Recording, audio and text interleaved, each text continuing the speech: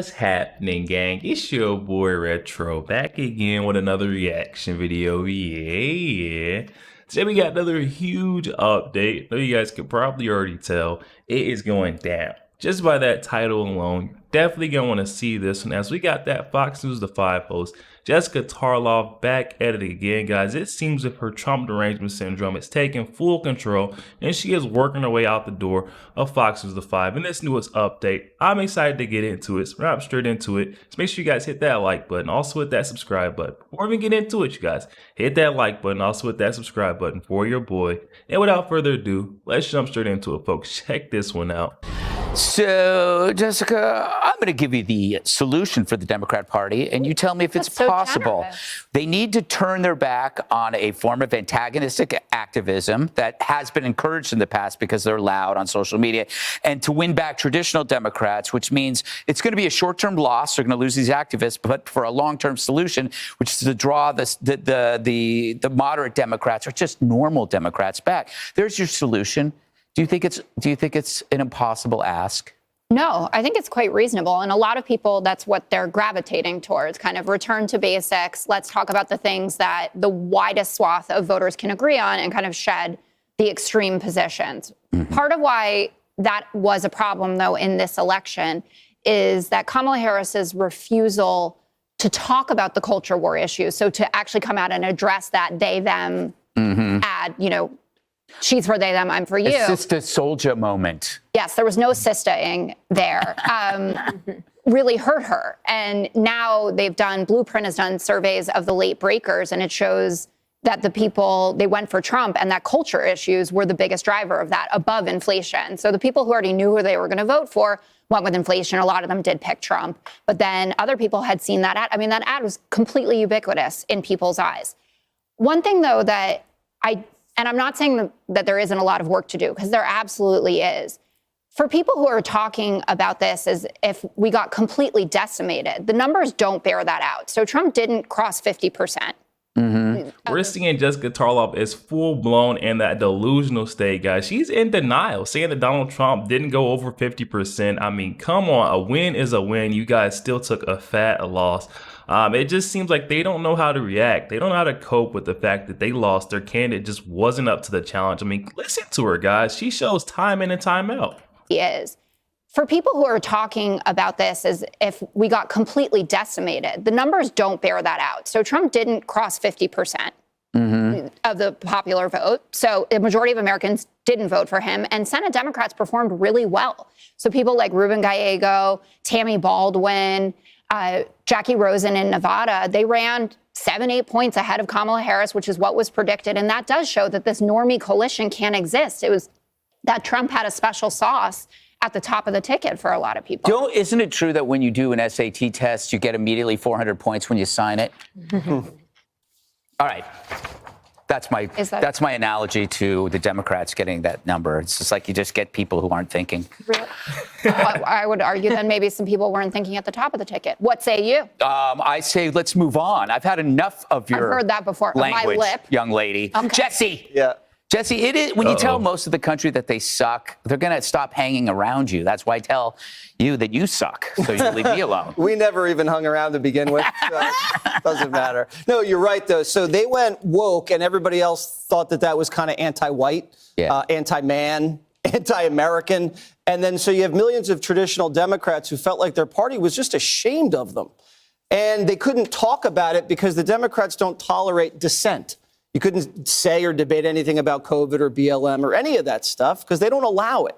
And then the two biggest issues, immigration and inflation, they didn't even listen to the American people. They just dismissed them.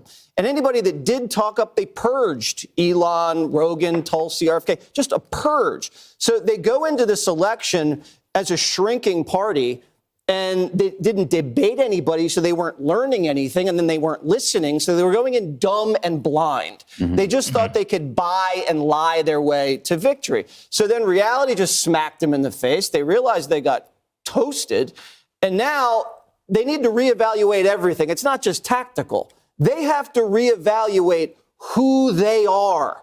And if you're 60, 70, 80 years old, that's too late. And that is their entire leadership is that age. So they're going to need a young gun to come in, and it's not going to be a woman. My sources are saying they're never running a woman again. It's going to have to be a man, and that's who it's going to be. Wow, Jesse Waters hitting on a very great point there. We're saying it's going to take a full revamp, self-identification to see who they are, because the whole woke lie and buy tactics of the left just simply did not hit the mark. John Fetterman, he's like speaking out. Is he kind of putting his oversized hat in the ring? Yeah, although I think he's just putting his hoodie in the ring. I haven't seen him in a hat. Let me tell you something. Fetterman has impressed me a great deal compared to when we first were introduced to him. And here's the problem. The Democrats are the ones who created the hateful rhetoric. We were deplorables. We were garbage. We cling to God and guns as though that's a horrible thing. And they got to live with that. And they have to find out who they are at heart. Otherwise, they're going to be just like Joe and Mika. They're going to be two people who are transactional, trying to save their job, trying to save their power, just like with illegals coming into this country to get them to vote. You know, there is a transactional piece to this.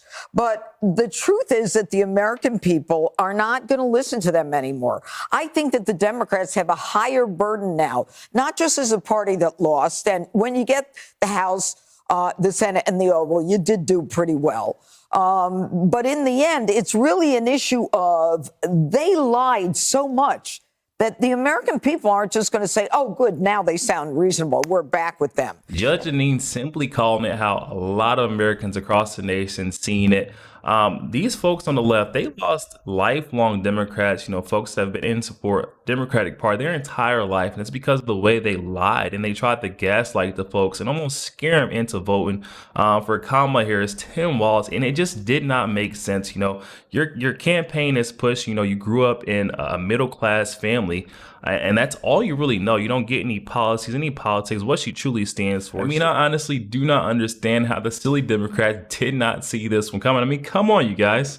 And there's another thing about Trump that people underestimated about him. Trump is a businessman. Trump understood the importance of reflecting the community or the country that he was representing. And so Trump listened to the younger generation when he went on the Theo Von podcast or on the Nelk Boys. He was willing to listen and to bring them in. You know, he was a businessman who was open to a new paradigm. The Democrats, if they continue with the hate and they continue with cutting back our rights, whether it's the First Amendment or the freedom of religion or parents being domestic terrorists, I mean, it's not going to work for a long time. And Jesse's right. Nancy Pelosi, for all this hogwash about being such a smart tactician, she has made it impossible for a woman to run for president in the Democrat Party for a long time. Yo, there we have it, guys. Oh my goodness. It almost hurts to see how much Jessica Tarlov has been affected by that Trump derangement syndrome. She's up there with the likes of The View, Rachel Maddow, and Jen Psaki with that point of no return. You know, they've just been so affected. Trump derangement syndrome has overtaken all their rationale. They can't even think for themselves anymore. We got Jessica Tarlov trying to say the majority of our country did not vote for Donald Trump. I mean, that right there, the level of cope we're getting copium from Jessica Tarlov, it just does not make sense how these folks can get up there and say things like that. And we've seen, you know, a common sense campaign that Donald Trump was running that even resonated with lifelong Democrats. I mean, come on, you guys. And until they figure out the serious issues that Americans across our nation are faced with every day, they'll continue to lose just like they did 2024. Guys, definitely hop in the comment section though. Let me know your thoughts. Also, make sure you guys hit that like button, hit that subscribe button. If you'd enjoy more content like this, catch you guys on the next one week.